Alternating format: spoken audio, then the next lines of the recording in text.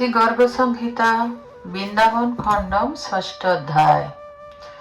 নারদ বলিলেন, একদা কৃষ্ণ বালকগণ সহ রম্য যমুনা নিকটে গোচারণ করিতে করিতে বাল ক্রীড়া করিতেছিলেন। অঘাসুর নামক এক মহাদত্ত, দেহ 1 ক্রোশ দীর্ঘ করিয়া মুখমণ্ডল বেদান করিত, সেই স্থানে অবস্থিত ছিল। গোপগণ বৃন্দাবনের দূর দেশে অবস্থিত সেই অঘাসুরকে পর্বত মনে করিয়া করতালি দিতে দিতে বর্ষগণ সহ তাহার মুখ মধ্যে প্রবেশ করিল। তাহাদের রক্ষার নিমিত্ত বলরাম সহ কৃষ্ণ অঘাসুর মুখে প্রবেশ করিলেন। বৎস ও বালকগণ সহ কৃষ্ণ সেই সর্পরূপী অঘাসুর কর্তৃক গ্রস্ত হইলে দেবগণের হাহাকার এবং অসুরগণের আনন্দধ্বনি উত্থিত হইল। কৃষ্ণ তাহার উদর মধ্যে নিজ বিরাট দেহ বিস্তার করিলেন।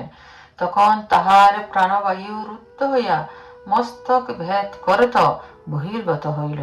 হে মৈথিল, কৃষ্ণ বালক ও বৎসগণ সহ তাহার মুখ হইতে বহির্গত হইয়া আসিলেন এবং বৎস ও শিশুগণকে দিব্য দৃষ্টি দ্বারা জীবিত করিলেন।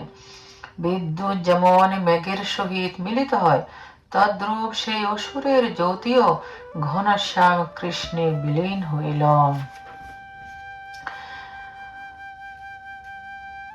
হে পার্থিব, তখন দেবগণ পুষ্প বর্ষণ করিলেন।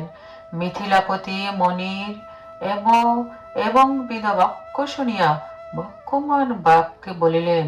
রাজা বলিলেন, কৃষ্ণদেহে বিলীন এই দত্ত পূর্বকালে কে ছিল? ওহো, বরানু ও বন্ধ করিয়া দৈত্য এত শীঘ্র হরির শরীরে লীন হইল। ওহো, বরানু বন্ধ করিয়া দৈত্য এত শীঘ্র হরির শরীরে লীন হইল। নারদ বলিলেন, হে রাজন, মহাবল অঘাসুর শঙ্কাসুরের তনয়। এই অসুর দ্বিতীয় কামদেবের মতো সুন্দর যুবপুরুষ ছিল। এক সময় মলয়াচলে কদাকার অষ্টাবক্রকে দেখিয়া অঘাসুর তাহাকে কুরুপ বলিয়া উপহাস করিয়াছিল। অষ্টাবক্রমণি মহাদুষ্ট অসুরকে শাপ দিলেন, রে দুর্মতে, ভূমণ্ডলে সর্বজাতি কুরুপ ও বক্রগতি, তুই সেই সর্প হও। দৈত্য গর্ভ পরিত্যাগ পূর্বক মুনির পাদদয়ে পতিত হইল।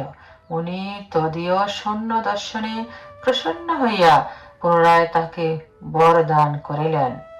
অষ্টাবক্র বলিলেন, কোটি কন্দপ কান্তি শ্রীকৃষ্ণ যখন তোমার উদরে প্রবেশ করিবেন, তখন তোমার সর্পরূপ হইতে মুক্তি হইবে। নারদ বলিলেন, অঘাসুর অষ্টাবক্র শাপে সর্প হইয়া তাহারই বরে দেবদুল্লভ পরম মোক্ষ প্রাপ্ত হইয়াছিল।